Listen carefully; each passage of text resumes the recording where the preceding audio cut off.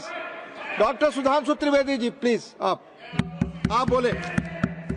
माननीय सभापति महोदय, आज इस पुराने वक्त की आखिरी रात में खड़े होकर इस नए वक्त के आगाज की नई सुबह के दिन मैं प्रधानमंत्री श्री नरेंद्र मोदी जी, हमारे अल्पसंख्यक मामलों के मंत्री किरण रिजिजू जी का मैं बहुत इस्तकबाल करता हूं। जब वक्त के ऊपर हम बात कर रहे हैं, वक्त की रुखसती का वक्त आ गया है और नई वक्त की नई सुबह होने का वक्त आ गया है। अगर हमें इस पे बात करनी है तो मुझे चार दृष्टि से बात करनी पड़ेगी। एक, इस बिल के तकनीकी प्रावधान जिस पे बहुत सारे लोग बहुत कुछ बोल चुके हैं। दूसरा है वक्त की अवधारणा, तीसरी है वक्त की राजनीति और चौथा है वक्त की राजनीति के नाम पर होने वाली वह सांप्रदायिक बनाम सेकुलर की राजनीति। सबसे पहले हमारे नेता सदन माननीय नड्डा जी ने बताया कि किस विस्तार के साथ इस वक्त कमेटी ने काम किया, किस शिद्दत के साथ हमारी सरकार ने काम किया। और चाहे वक्त कमेटी के जेपीसी के चेयरमैन हमारे उस सदन के सदस्य जगदम्बिका पाल जी रहे हो, हमारे मंत्री जी रहे हो, सबने जिस शिद्दत से काम किया है, तो उनके लिए मैं माननीय प्रधानमंत्री जी अपनी सरकार की तरफ से कहना चाहता हूं कि उन्होंने एक इबादत के भाव से काम किया है। तो मैं कहना चाहता हूं, इबादतों की तरह मैं ये काम करता हूं, अपने फर्ज को झुककर सलाम करता हूं। फिर भी आप खिलाफत कर रहे हैं तो तेरी मुखालफत से निखरती है शख्सियत मेरी। मैं सियासी दुश्मनों का भी बहुत एहतराम करता हूं। तो इस एहतराम के साथ मैं अब आगे का बयान शुरू करता हूं और मैं ये बताना चाहता हूं कि एक बड़ी सिंपल सी बात है जो अभी माननीय नड्डा जी ने भी कहा। दुनिया के तमाम मुस्लिम देश बता दिए, इस्लाम की धर्म स्थली सऊदी अरब, सबसे बड़ा मुस्लिम देश इंडोनेशिया, जहां खलीफत रही वहां टर्की, और जहां आईएसआईएस का इलाका वहां इराक और सीरिया, वहां कहीं भी कुछ भी नहीं है ऐसा। फिर भी हमारे यहां क्यों है, कैसा? तो मैं कहना चाहूंगा सभापति महोदय, एक हिंदी में कहावत होती है, नया मुल्ला प्याज ज्यादा खाता है, परंतु यहां तो जो गैर मुल्ला प्याज बहुत खा रहा था और इतना खा रहा था कि आंसू निकल रहे थे गरीब मुसलमान के भी और देश के भी। इसलिए मैं कहना चाहता हूं सभापति महोदय, अगर छोड़ दीजिए भारत की बात करिए तो क्या ऐसी कोई शक्ति सिखों के पास है, ईसाइयों के पास है, यहूदियों के पास है, पारसियों के पास है? नहीं है। छोड़ दीजिए, इस्लाम के अंदर आइए। अगर इतना भाईचारा है तो ये सुन्नी वक्फ बोर्ड और शिया वक्फ बोर्ड अलग क्यों है मेरे भाई? जमीन पे एक दूसरे पे एतबार नहीं है, सिर्फ सियासत के लिए साथ में आने की बात है। ये भी जरा सोचने की बात है। और जो अकलियतों में भी अकलियत है, आगा खानी है, बाकी है, जो बोहरा है, उनकी तो कोई गिनती नहीं है। हमारी सरकार ने पहली बार मुस्लिम समाज के अंदर भी ईमानदारी से सबको समान प्रतिनिधित्व देते हुए एक नई सुबह के नए वक्त का आगाज किया है। इसके लिए मैं सरकार को बधाई देना चाहता हूं। और सिर्फ ऐसा ही नहीं है, मुस्लिम समाज के अनेक लोग इस प्रकार के नियमों से बहुत प्रभावित हुए और बहुत प्रताड़ित हुए, जिसके अनेक उदाहरण बहुत लोगों ने बताए होंगे। मोहम्मडन एजुकेशन सोसाइटी कोल्हापुर का केस है, ईदगाह मैदान हुबली का केस है जिसपे सुप्रीम कोर्ट ने साफ साफ उसको हुबली धारवाड़ म्युनिसिपल कॉर्पोरेशन को वापस कर दिया। अनीसा अयाशा वर्सेस तमिलनाडु वक्फ बोर्ड का केस है, तेलंगाना स्टेट वर्सेस मोहम्मद मुजफ्फर का केस है, हिमाचल प्रदेश वक्फ बोर्ड वर्सेस ख्वाजा खलीलुल्लाह का केस है, और सभापति महोदय ताजमहल पर भी दावा कर दिया गया। अब तो मैं पूछना चाहता हूं, और सुप्रीम कोर्ट ने अपने जजमेंट में कहा कि भाई शाहजहां के जमाने का लिखा फरमान लेके आइए, तब हम मानेंगे कि इस पे कोई दावा है या नहीं। आप सोचिए कि अगर ये वक्त का कानून इसी ढंग से चला होता तो क्या होता। अभी हमारे जॉन ब्रिटास जी और मनोज झा जी ने बहुत सारी बातें बोली थी। एक प्यास की बात बोली थी उन्होंने, उड़ीसा के ग्राहम स्टोन्स का जिक्र किया था, तो उसमें तो कांग्रेस की सरकार सीबीआई की इंक्वायरी नहीं कर पाई थी। मगर जब ताजमहल का उल्लेख आता है सभापति महोदय, तो एक प्यास मुझे याद आ जाती है। जब शाहजहां जेल में था और दूर से उस ताजमहल को देखता था और उसे सिर्फ एक सुराही पानी मिलता था और उसने औरंगजेब से कहा एक सुराही पानी और भिजवा दो, तो जानते उसने मना कर दिया। तो दुखी होकर शाहजहां ने फारसी में लिखा, ए पिसर तू अजब मुसलमानी, जे पिदरे जिंदा आप तरसानी, आफरीन हिंदुआन सदबार, जे देहंद पिदरावा मुर्दा देवम आप। मतलब तू कैसा मुसलमान है जो जिंदा बाप को पानी के लिए तरसा रहा है? तुझसे तो आफरीन 100 बार उन हिंदुओं को है जो पितृपक्ष में मरे हुए बाप को भी पानी देते हैं। और सभापति महोदय, मैं बताना चाहता हूं कि ये हमने ईमानदारी से मुस्लिम समाज के कल्याण के लिए बात की है, क्योंकि एक तरफ खड़ा हुआ है ईमानदार मुसलमान जो शराफत के साथ ईमान को गले से लगाए हुए हैं, और दूसरी तरफ कुछ चंद सरमाएदार हैं जो उस अमानत में खयानत करके शरारत के साथ उसके झंडा बरदार बनना चाहते हैं। तो ये मुकाबला किसके बीच में है? ये शराफत अली और शरारत खान के बीच में मुकाबला है। हमारी सरकार शराफत अली के साथ खड़ी है, हमारी गरीब मुस्लिम के साथ खड़ी है। ये गरीबों गुर्बत वाले गुर्बत अली और सरमाएदारे वाले गाजी खान के बीच का इलाका है। मगर मैं कहना चाहता हूं महोदय, एक बात मैं बहुत स्पष्ट रूप से कहना चाहूंगा, इन जरूरतमंद मुसलमानों की लड़ाई के लिए मैं कह सकता हूं कि ये गरीब मुसलमानों के दिल की कसक और कट्टरपंथी वोट के ठेकेदारों के मन की ठसक के बीच में हमारी सरकार ने उस कसक का साथ दिया है, जिसके लिए मैं मानता हूं गरीब और पसमानदा मुसलमान निश्चित रूप से उनका आभारी होगा। हां, मगर जब इसकी बात आती तो भी माननीय खड़गे जी भी बोल रहे थे, माननीय संजय सिंह जी भी बोल रहे थे, मनोज झा जी भी बोल रहे थे कि साहब आपके यहां वो कितने पुजारी हैं और कितने किस वर्ग के पुजारी हैं। तो मैं उनको बताना चाहता हूं, केवल अकेले जूना अखाड़े ने पिछले साल 71 SC ST लोगों को महामंडलेश्वर बनाया है। अरे आपको हमारे सदन में बैठे हुए बाल योगी उमेश नाथ जी नहीं दिखते? वैसे तो कहा जाता है जात ना पूछो साधु की, मगर मैं बताना चाहता हूं विश्व हिंदू परिषद के 50,000 से अधिक पुजारी ट्राइबल्स में जो शेड्यूल कास्ट है जो काम कर रहे हैं। मगर मैं हद अदब से पूछना चाहता हूं, बताइए मुल्ला मौलवी मुफ्ती मुकर्रम बारी हाफिज में से कितने पसमंदा हैं? उसमें कितने जुलाहा अंसारी घोसी बताइए मिरासी कितने हैं? बाकी छोड़िए, पर्सनल लॉ बोर्ड में है क्या? अरे वक्फ बोर्ड में है क्या? इसीलिए मैं कहता हूं खुद मियां फजीहत दूसरों को नसीहत। अगर ईमानदारी से बात करनी है तो उस पर आगे। मगर मैं एक बात और कहना चाहूंगा कि हमारी जो सरकार ने नाम दिया है, इसको उम्मीद नाम दिया है, और ये उम्मीद है किसके लिए? उस ईमानदार मुसलमान के लिए और देश के हर खास व आम के लिए ये उम्मीद है। मगर सभापति महोदय, कुछ लोग वो हैं जो उम्मा का ख्वाब पाले हुए थे।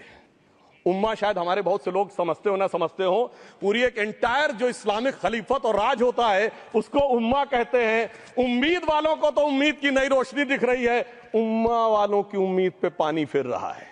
तो ये उम्मीद और उम्मा के बीच का भी मामला है। परंतु मैं ये भी कहना चाहूंगा सभापति महोदय, इसके बाद सिर्फ ऐसा ही नहीं था, प्रॉपर्टीज के ऊपर, तमाम सरकारी प्रॉपर्टीज पे जिसमें बहुत डिटेल में हमारे साथी लोग गए, मैं डिटेल में नहीं जाना चाहता। भोपाल का विषय है, हैदराबाद का विषय है, मुंबई का है, लखनऊ का है, पटना का है, बहुत प्रकार से है। माननीय लालू प्रसाद यादव जी का विषय जब बताया गया था तो बहुत ज्यादा हमारे मनोज झा जी बोल रहे थे, तो अब मैं उसके डिटेल में नहीं जाना चाहता हूं। सबने वो वीडियो देखा है। बस एक लाइन में उनके लिए कहना चाहूंगा, वो कुछ भी बोल रहे हैं, जिसे कहते हैं बिगड़ी बात बने नहीं, लाख करो किनकोए, रहीमन बिगड़े दूध को मथे न माखन होए। अब जो बोलना था वो बोल चुके, सबके सामने वो आ चुका। अब एक बात और है, दूसरे धर्म स्थलों के बारे में विषय आता है, तो मैं याद दिलाना चाहता हूं, केरला के कैथोलिक चर्च ने 31 मार्च 2025 को जो लिखा, सिर्फ उसकी लास्ट की 2 लाइन बोलना चाहता हूं। We request the central government to get the amendment bill passed as early as possible so that the tears of thousands of suffering people in the place like Munambam can be wiped out only by a legal amendment that can provide a permanent solution to their suffering. We urge all the MPs from opposition party to support the bill so that the historic legislation can become unanimous. मगर सभापति महोदय, ये अल्पसंख्यकों की बात करने वाले जब अल्पसंख्यक की बात आती तराजू पे तौलते हैं, किसका वेट ज्यादा है, किसकी धमक ज्यादा है, किसकी खनक ज्यादा है, फिर तय करते हैं कि माइनॉरिटी के साथ आना है, किस माइनॉरिटी के साथ नहीं आना है। और मैं एक और बात कहना चाहता हूं, तमिलनाडु के तिरुचेरी मंदिर की बात आई, यमुनानगर में गुरुद्वारे की बात आई, केरल में क्रिश्चियन कम्युनिटी की जमीन की बात आई। बहुत सारे लोग प्लेसेस ऑफ वर्शिप के एक्ट की बात करते हैं, तो as per places of worship act Tamil Nadu का मंदिर का तो स्टेटस नहीं चेंज हो सकता भाई। 15 अगस्त 47 के बाद किसी प्लेस ऑफ वर्शिप का स्टेटस नहीं चेंज हो सकता, तो वक्फ बोर्ड को क्लेम फॉरफिट कर देना चाहिए, because it is in contrast to the places of worship act. परंतु अब सुनिए, यही गुरुद्वारे के बारे में भी होना चाहिए। मगर सभापति महोदय, चाहे वक्फ बोर्ड का एक्ट हो, चाहे प्लेसेस ऑफ वर्शिप एक्ट हो, एक ही को फायदा होना है, जिसे कहावत में कहते हैं, खरबूजा छुरी पर गिरे या छुरी खरबूजे पे गिरे, आखिर में कटना भगवे रंग के खरबूजे को ही होता है। अब मैं यह भी बताना चाहता हूं कि इन संपत्तियों के द्वारा जो कुछ हुआ, उन्होंने इतनी चीजों को लिया है, इतनी चीजों को लिया है।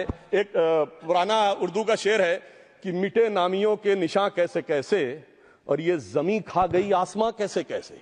इस जमीन ने कैसे कैसे लोगों को अपने में समा लिया, इसकी तमाम तारीख गवाह है। अगर मैं इसमें बहुत डिटेल में जाऊंगा तो सदन का बहुत सारा वक्त जाएगा, परंतु मैं एक बात यह कहना चाहता हूं कि जब इतना ज्यादा आगे बढ़ गया तो फिर कोर्ट ने आगे इंटरवेंशन करना शुरू किया। मैं डिटेल में नहीं जाना चाहता हूं। अभी कार्तिकेय शर्मा जी ने बहुतों ने बोला सैयद फैसल का case versus union of government, Allahabad high court के केस को कहा, मगर Bashir versus state of West Bengal case में उन्होंने बहुत क्लियर कट कहा है कि waqf is not a religious denomination in accordance with the Article 26 of the Constitution, so the matter relating to the restricting the economic, financial, political and other sector activities that may be associated with religious practice under Article 25(2)(a) of the Constitution can be regulated by the state. तो मुझे लगता है अब इसके बाद कोई किंतु परंतु का स्कोप नहीं रह जाना चाहिए। परंतु उसके बाद भी सभापति महोदय जो कानून को न माने, जो कहे संविधान को नहीं मानेंगे और जो ये कहे कि साहब अदालत के आदेश को भी नहीं मानेंगे, तो फिर इसका मतलब उसके मन में तो एक ऐसी बादशाही आ गई है। इसके लिए मुझे सभापति महोदय वो पुरानी वाली फिल्म अगर लोगों को याद हो तो मुगले आजम का वो सीन याद आता है कि जब अकबर ने अनारकली को कैद कर लिया तो सलीम कहता है जब्त मैं करूं जिसकी की जमीन वीरान हो गई है, जब्त वो न करे जिनके सिर्फ शौ के बाद चाहत को ठेस पहुंची है। ये जिल्ले इलाही की बादशाही नहीं बल्कि खुदाई है। मैं कहना चाहता हूं जो संविधान को न माने, कानून का न माने, इसका मतलब वो अपनी खुदाई में जी रहा है। तो ये वो लोग हैं।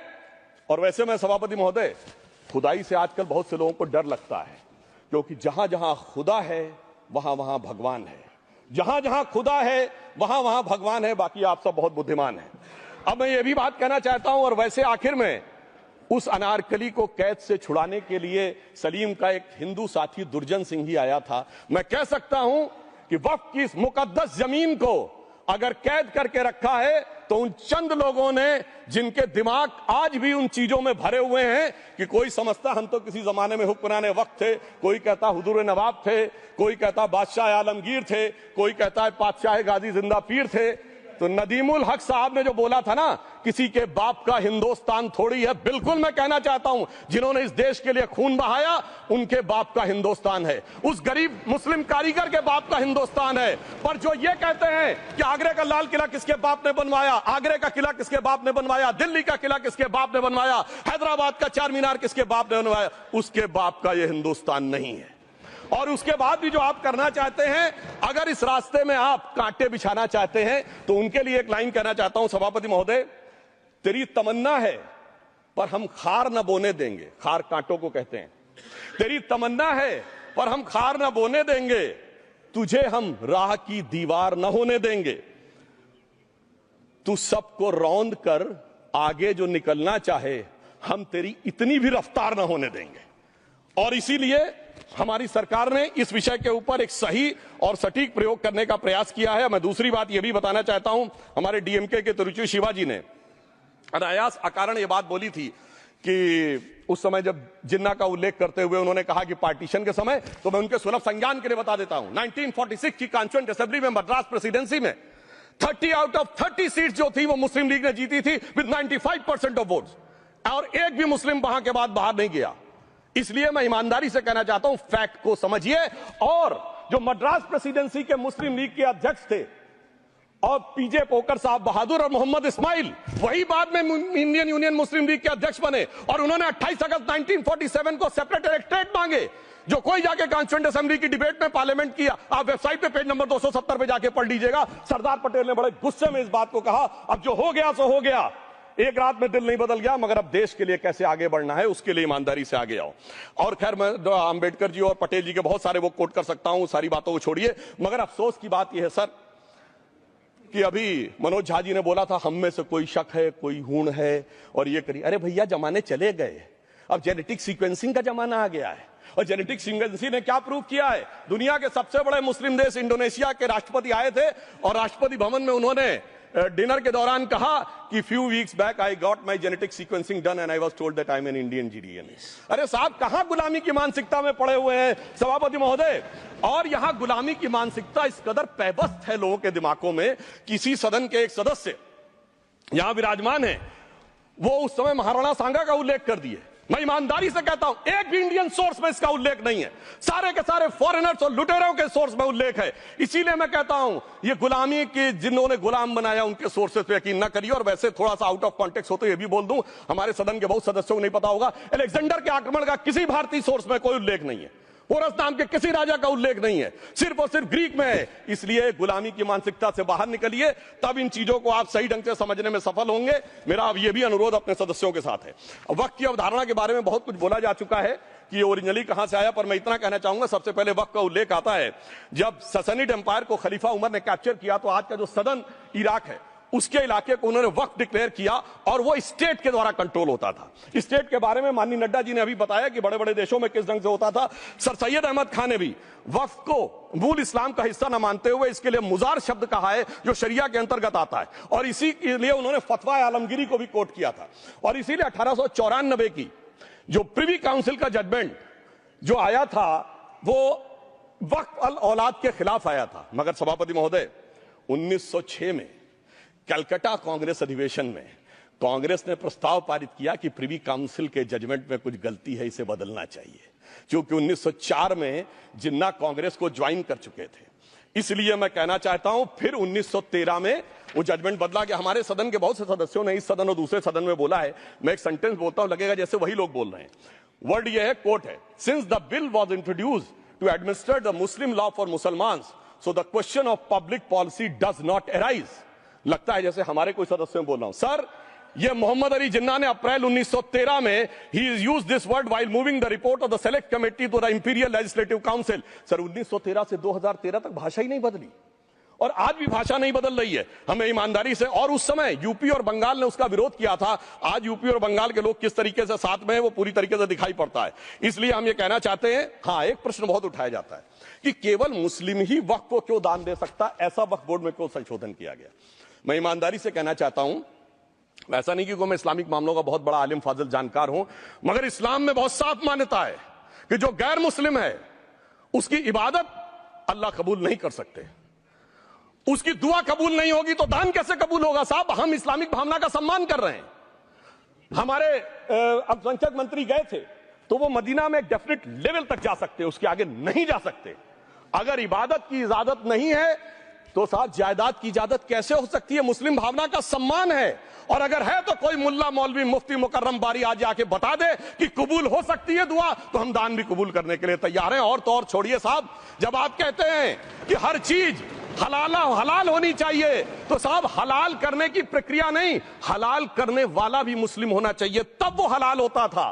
तो मैं पूछना चाहता हूं साहब, काटने के लिए तो हलाल होने के लिए मुस्लिम जरूरी है, और बांटने के लिए बगैर मुस्लिम के भी हलाल होगा, ऐसा तो नहीं हो सकता। तो जो हमारी सरकार ने किया है वो मुस्लिम भावना के सम्मान के लिए किया है। और जहां तक मैं कहना चाहूंगा, हिंदू समाज के बारे में बात करते हैं, हमारे यहां कोई प्रॉब्लम नहीं है। हमारे यहां कोई ऐसा नहीं कि हज पे कोई गैर मुस्लिम नहीं जा सकता। हमारे देखिए कुंभ में 50 लाख विदेशी आए थे और किसी से नहीं कहा या कन्वर्ट हो जाओ। इसलिए मैं कहना चाहता हूं, हिंदुइज्म की धारणा और बाकी धारणा का जो तुलना करने का प्रयास करते हैं वो बहुत उचित नहीं है। मगर सभापति महोदय, इस वक्त ने कई अद्भुत नजारे दिखाए। इस्लाम में जो काफिर से ज्यादा मुशरिक और शिर्क को बुरा माना गया, नहीं जो भगवान को माने ही नहीं। यहां देखिए वो लेफ्ट के लोग जो कहते हैं धर्म एक अफीम है, वो आज खुदाई खिदमतगार बन के खड़े हो गए। सोचिए कैसा बदलाव आया है। और सर, मुझे एक और चीज नजर आती है, एक पुराना गीत था, वक्त ने किया क्या हसी सितम।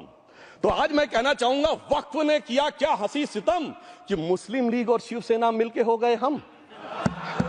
और मैं कहना चाहता हूं, ये मुस्लिम लीग वो है जिसने सेपरेट इलेक्ट्रेट की मांग की थी, और इस शिवसेना के उबाटा के हमारे इस सदन के एक सदस्य हैं।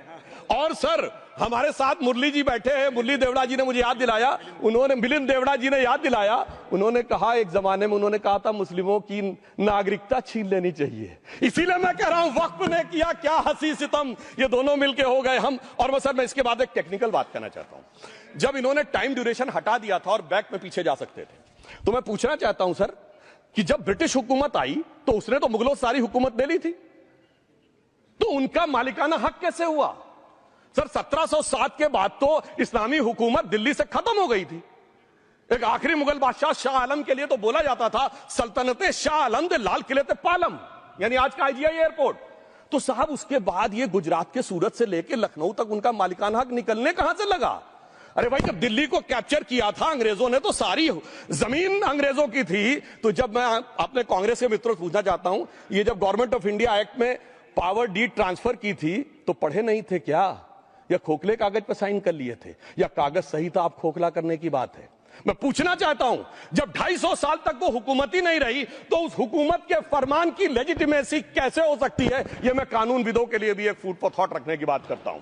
और दूसरी बात मैं कहना चाहता हूं, ये किन हुकूमतों की बात कर रहे हैं सभापति महोदय? अगर सूरत नगर निगम पे दावा है मुगल के जमाने का और तमिलनाडु के मंदिर पर अरकाट के नवाब का, सभापति महोदय, ये वो हुकूमतें थी जो जजिया लगाती थी, ये वो हुकूमतें थी जो जिम्मी का कॉन्सेप्ट रखती थी, ये वो हुकूमतें थी जो गाजी की बात करती थी। क्या भारत के संविधान में उन हुकूमतों के फरमान को सही मान्यता देना सही है?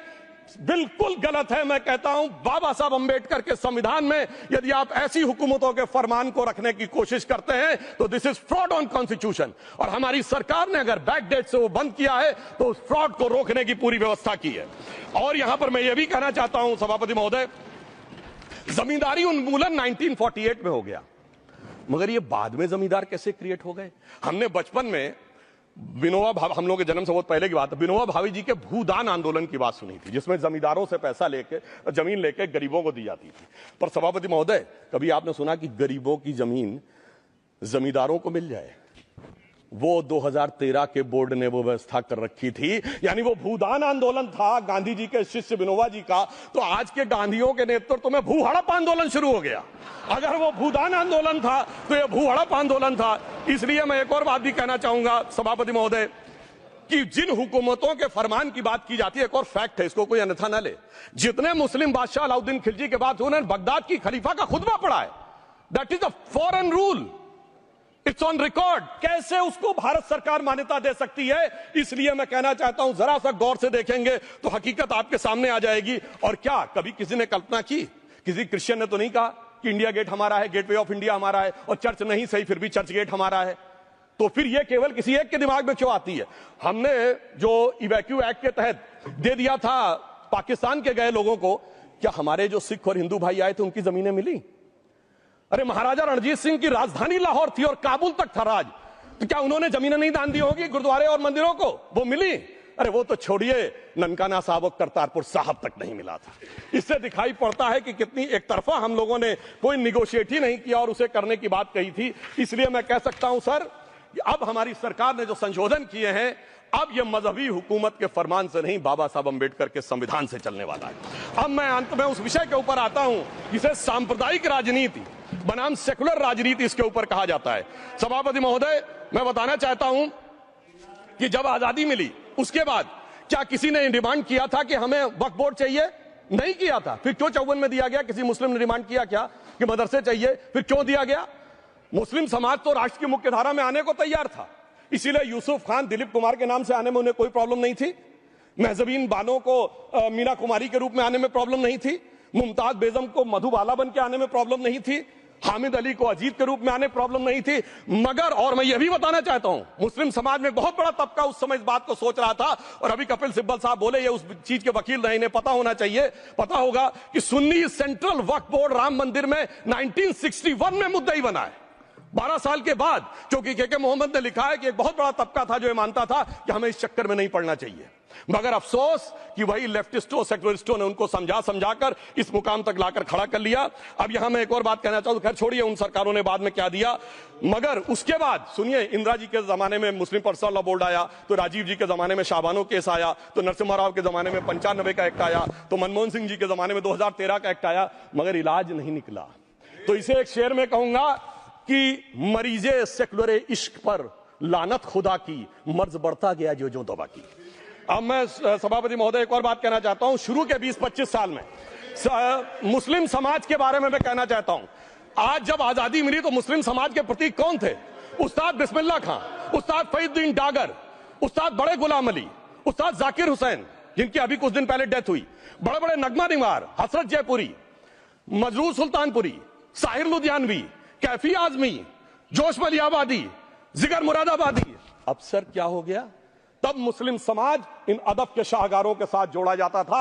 आज मुस्लिम समाज का नेतृत्व किन लोगों के साथ जोड़ता है? इशरत जहां, याकूब मेनन, मुख्तार अंसारी, अतीक अहमद, दाऊद इब्राहिम, कौन जोड़ रहा है ये? तब से सर जब से ये सेकुलर हो गया देश 1976 से और सेकुलर सियासत शुरू हुई, उसने ले जाकर इनको इस मुकाम तक पहुंचाया। और इस वक्फ बोर्ड के बिल में भी जो बात कही जा रही है, सर, मुस्लिम समाज को यह समझाया गया कि तुम्हें बीजेपी वालों को तुमसे बड़ी अदावत है, और कहा गया इनको बड़ी मोहब्बत है।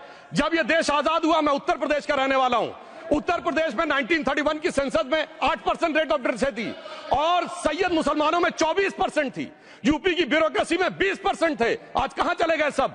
मैं एक लाइन में कहना चाहूंगा, ये अदावत और मोहब्बत की सियासत में ऐसे फंसे कि किसी को किसी की मोहब्बत ने मारा, किसी को किसी की अदावत ने मारा, मगर इस शराफत अली को सेकुलर सियासत ने मारा।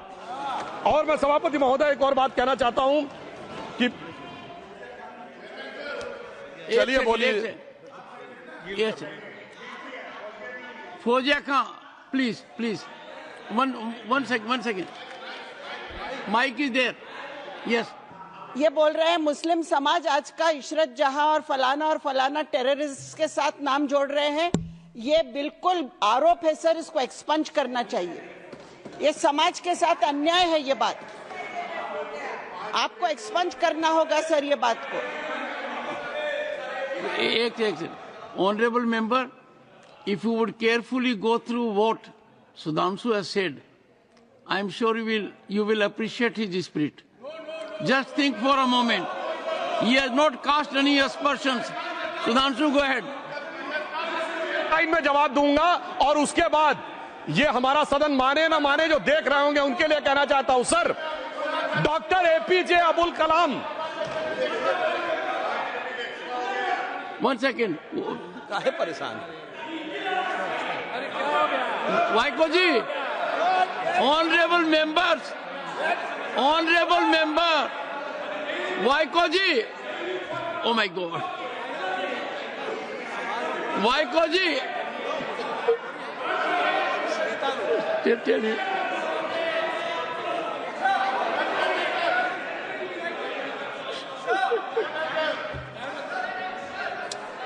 Honourable HM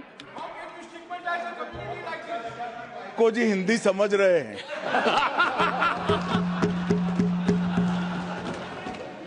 One second. Fauziya Khan, one second. First, I think. One second. Sir क्या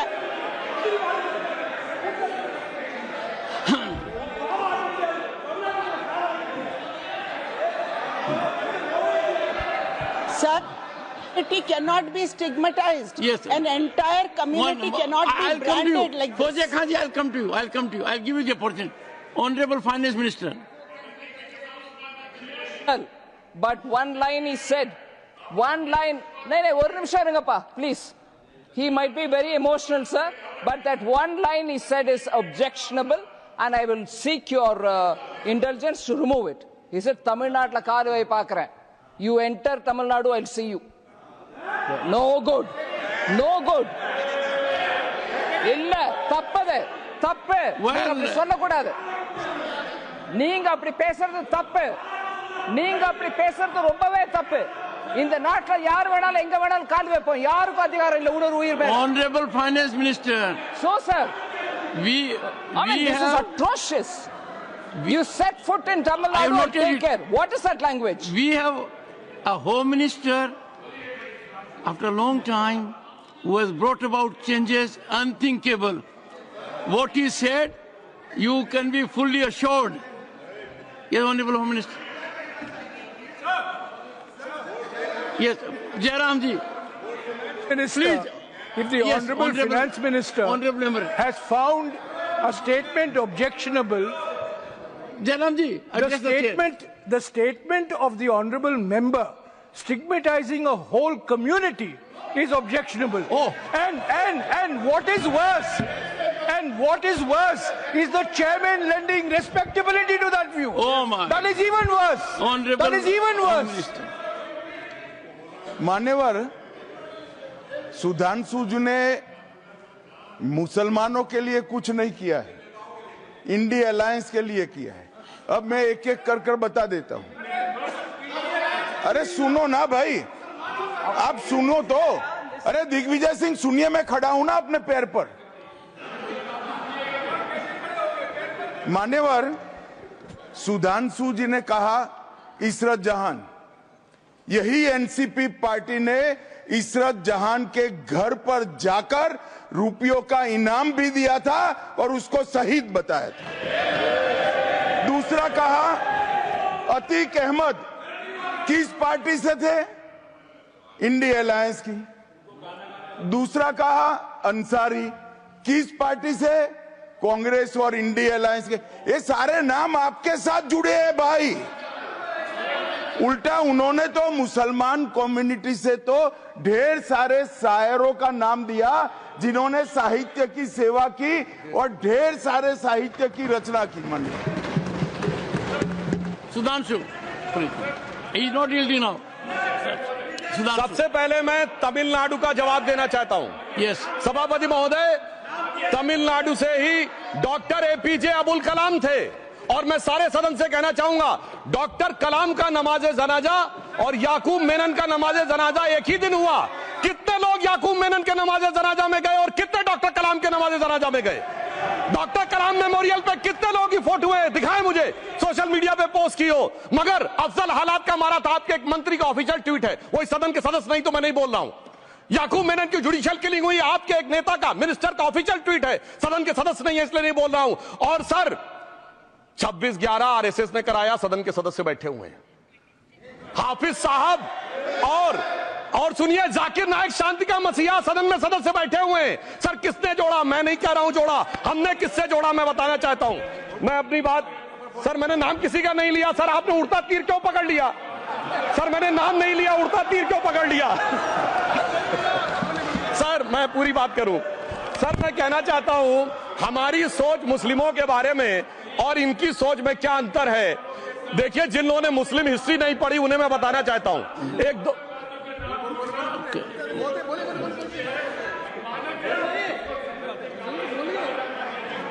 सभापति महोदय, मैं थोड़ा उन लोगों को इस्लामिक हिस्ट्री के बारे में बताना चाहता हूं। Honourable Digvijaya Singh, please, no, I'll give a chance. I'll give.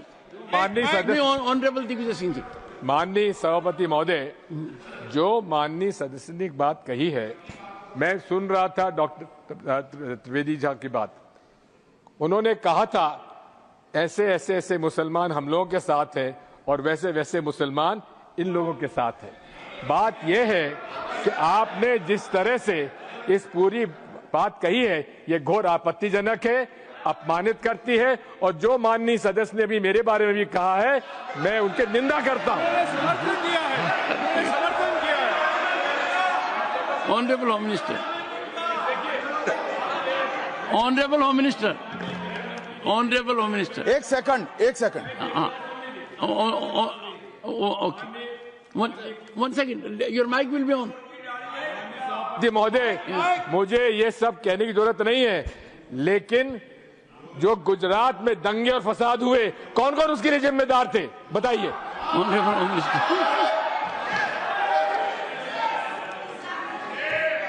मान्यवर, मैं ध्यान से बारीकी से पूरे संवाद को सुन रहा हूं।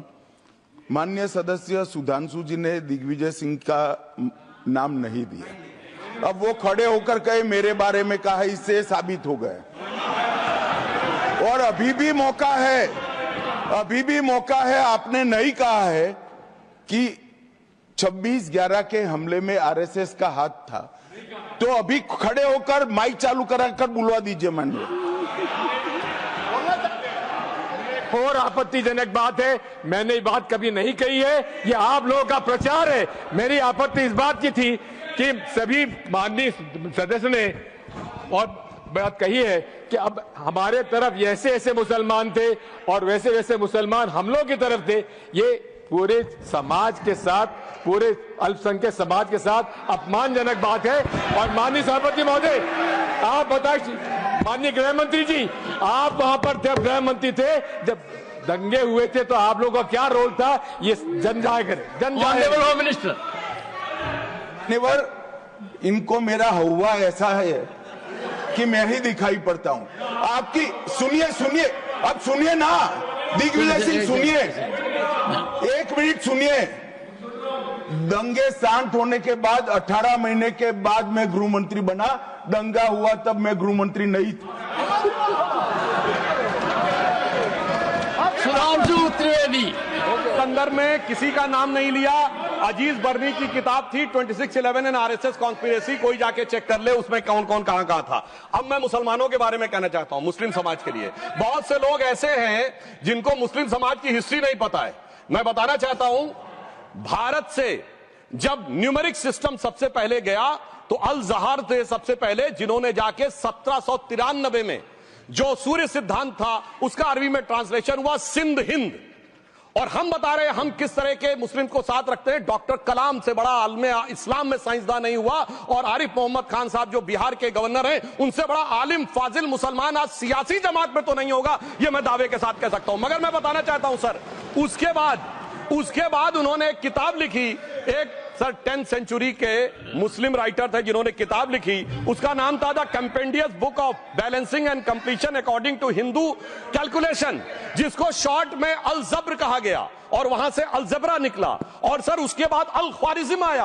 और सर आज मेरे ख्याल से सदन के बहुत से लोगों को नहीं पता होगा, ये जो एल्गोरिथम वर्ड है ये अल ख्वारिज्म से आया हुआ है। एक जमाने में इस्लाम में बैतुल हिकमत था, यानी वो सबसे बड़ा हिकमत का केंद्र था। जब एक से एक लोग होते थे, बहुतों को नहीं पता होगा कि कोलंबस ने जिस नक्शे के थ्रू दुनिया ट्रेवल किया था वो बनाने वाला भी एक मुस्लिम था, अल इदरीसी। मगर सर एल्गोरिथम आज ऐसा बदला कि एआई के एज में दलगत भावना से ऊपर उठकर औरंगजेब के साथ खड़े हो गए।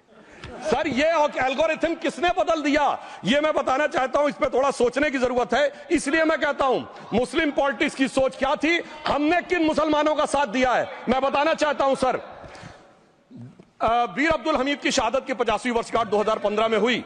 प्रधानमंत्री मोदी जी ने उनके पूरे परिवार को और उनकी पत्नी को बुला के सम्मानित किया, और इन लोगों ने उस यासीन मलिक को, जिसके ऊपर 3 एयरफोर्स के ऑफिसर्स को हत्या करने का आरोप था, वो प्रधानमंत्री आवास में। सर साफ दिखाई पड़ता है कौन किसके साथ खड़ा हुआ है, कौन किस तरह के मुसलमान के साथ खड़ा हुआ है। और सर मैं ये भी कहना चाहता हूं सर, ये सर अपने टर्न पे बोलिए सर, पिछले 30-35 सालों से हुआ खड़ा किया जा रहा है। 1990 में जब राम मंदिर आंदोलन हुआ, कहा गया बीजेपी आएगी उत्तर प्रदेश में खा जाएगी। सर बीजेपी आने के बाद उत्तर प्रदेश में जानते क्या हुआ सर, 22 साल से शिया सुन्नी के बीच में जो दंगे चलते थे और मदे साबा का जुलूस नहीं निकलता था, शिया समुदाय का मदे साबा का जुलूस लखनऊ में हमारी सरकार में निकलना शुरू हुआ। और उसके बाद कहा गया केंद्र में भाजपा आएगी तो खा जाएगी। सर अटल जी की सरकार आई, इतनी शानदार स्थिति रही। उसके बाद कहा गया गुजरात में आएगी तो भाजपा खा जाएगी। सर गुजरात का मुसलमान आज सबसे समृद्ध मुसलमान है, सबसे ज्यादा जकात वहां से आता है। उसके बाद कहा गया मोदी जी की सरकार आएगी तो क्या होगा। सर मोदी जी की सरकार आने के बाद हमारे साथियों ने बताया है अल्पसंख्यक समुदाय के 70% लोग हैं जिनको किसी न किसी एक योजना का लाभ जरूर मिला है। और सर फिर कहा गया सीए आएगा तो नागरिकता छिन जाएगी। सर उसके बाद भी आपने सब देखा, और सर हम बचपन में सुनते थे कि राम मंदिर बनने लगेगा तो मिडिल ईस्ट के देश पेट्रोल देना बंद कर देंगे। सर राम मंदिर भी बन रहा है, और भारत मिडिल ईस्ट कॉरिडोर भी बन रहा है, और अबू धाबी में भी मंदिर बन रहा है, और 4 मुस्लिम देशों ने सर्वोच्च नागरिक सम्मान मोदी जी को दिया हुआ है। इसलिए मैं कहना चाहता हूं सर, मर्ज हो तो उसका इलाज किया जा सकता है। जैसे हमारे यहां वैद धन्वंतर माने गए हैं, इस्लामी अकीदे में वैद हकीम लुकमान माने गए, तो कहा गया है उनके लिए कि इसमें क्या रखा है, देखे है जो तू आन के पास, बदगुमा वहम की दारू नहीं लुकमान के पास। यानी मर्ज का इलाज है, पर वहम का इलाज तो हकीम लुकमान भी नहीं कर सकते जो आपने पाल कर रखा है। मैं कहना चाहता हूं हम किन मुसलमानों की बात करते हैं। आप गंगा जमुनी तहजीब की बात करते हैं। सर दारा शिकोह औरंगजेब का बड़ा भाई था, उसने उपनिषदों का अध्ययन किया, संस्कृत में अनुवाद कराया और नाम रखा सिर्रा अकबर, यानी वर्ड्स ऑफ गॉड। मैंने किसी को दारा शिकोह की जयंती मनाते हुए नहीं देखा। मैं पूछना चाहता हूं बेगम बीबी ताज, उनके घर पे जाते किसी ने सुना? सर ये बताइए, आलम शेख इतने बड़े कृष्ण भक्त के कवि, किसी ने सुना उनके घर पे जाते हुए? मलिक मोहम्मद जायसी जिन्होंने पद्मावत लिखा, उत्तर प्रदेश के रहने वाले, उनके घर पे कोई गया? ये बताइए ब्रिगेडियर मोहम्मद उस्मान के घर पे कौन गया? आजमगढ़ में, गाजीपुर के रहने वाले थे, आज तक जाने वालों में नहीं दिखे। और मैं सर बताना चाहता हूं एक और बात, सर एक सैयद इब्राहिम रसखान हुए हैं, बहुत बड़े कृष्ण भक्त के कवि। सर जिन्होंने क्या लिखा, उन्होंने कहा मेरा अगला जन्म हो तो भी मैं कृष्ण भक्ति बनना चाहूंगा, मनुष्य बनूं तो ग्वाल बाले के रूप में, और पशु बनूं तो गाय के रूप में। उन्होंने कहा मानुस हो तो वही रसखान, बसों ब्रज गोकुल गांव के ग्वारन, जो पशु हो तो कहा बस मेरो चरो नित नंद की धेनु मजारन। सर उन्होंने कहा गायों के बीच में नंद बाबा की गायों में जन्म लेना चाहूंगा, मगर सर आज एक ऐसे नेता आए हैं इस देश में जिनको गायों से बदबू आने लगी है, तो उनके लिए मुझे मेरे मन में भाव आता है सर कि श्री रामचंद्र कह गए सिया से ऐसा कलयुग आएगा, गोपालक श्री यदुवर कुल में एक ऐसा नेता आएगा जिसे बकरे कटने में खुशबू मिलेगी, गौ माता में बदबू पाएगा। रामचंद्र कह गए सिया से कैसा कलयुग आएगा। अब सर मैं एक और बात भी कहना चाहता हूं, हम किनको मानते हैं सर? नजीर अकबराबादी को सुनिए, कृष्ण भक्त के लिए क्या कहा। सर मैं एक बोलना चाहता हूं, बुल्ले शाह ने क्या कहा? बुल्ले शाह ने कहा, अभी होली गुजरी है, उसने कहा था आज होली खेलूंगी मैं, कर बिस्मिल्लाह। उन्होंने आगे कहा अलस्तु बिरबिकुम प्रीतम बोले, सब सखियों ने घूंघट खोले, नाम नबी की रतन चढ़ी, सुनिएगा, नाम नबी की रतन चढ़ी और बूंद पड़ी अल्लाह अल्लाह, आज होली खेलूंगी मैं, कर बिस्मिल्लाह। तो मैं भी कहता हूं अब बिस्मिल्लाह करिए और उसके बाद हमारे इस सहयोग करिए, इस सकारात्मक उसका, वरना अल्हम्दुलिल्लाह जो हम मुसलमानों के लिए और देश के लिए करना चाहते हैं उसमें हमें सफलता जरूर मिलेगी। अंत में मैं सिर्फ यह कहना चाहता हूं सर, तमाम प्रकार की बातें यहां पर हुई, सकारात्मक और नकारात्मक, मगर अफसोस की बात यह है कि 1913 के वक्फ वाल औलाद से लेके 2013 के वक्फ वाल औलाद तक इनकी फितरत नहीं बढ़ती, क्योंकि सर ये तो पार्टियां ही अल औलाद है, तो इनको तो उससे बहुत ज्यादा वो होगी। पर मैं सिर्फ अंत में कहना चाहता हूं सर, अपनी सोच बदलिए। आप जिस कश्ती पे सवार होकर इस दरिया को पार करने की कोशिश कर रहे हैं, पिछले 75 साल में नहीं कर पा रहे हैं, 10-12 साल में बहुत हिचकोले खा रहे हैं, तो कश्ती और रास्ता बदलिए। तो इनके लिए अंत में एक पंक्ति कहते हुए बात समाप्त करना चाहूंगा कि इन्होंने कश्ती भी नहीं बदली, दरिया भी नहीं बदला, पर इन डूबने वालों का जज्बा भी नहीं बदला, पर है शौक सफर ऐसा, एक उम्र हुई हमने, मंजिल भी नहीं पाई, रास्ता भी नहीं बदला। अब अगर नई मंजिल पानी है, नई मंजिल की नई सुबह देखनी है, तो मैं कहना चाहता हूं आइए सबको साथ लेकर चलिए। और एक ऐसा वक्त आया है जब मैं जो हमारे किरण रिजिजू जी ने कहा था कि मैंने शम्मा जलाई हवाओं के खिलाफ, तो मैं प्रधानमंत्री मोदी जी की तरफ से कहता हूं कि हमें इल्जाम मत दीजिए, बहुत अफसोस होता है, हमें इल्जाम मत दीजिए, बहुत अफसोस होता है। बड़ी तरकीब से कश्ती यहां तक लेके आए हैं और बदल देते हैं हम दरिया की लहरें अपनी हिम्मत से, आंधियों में भी अक्सर चिराग हमने जलाए हैं। धन्यवाद।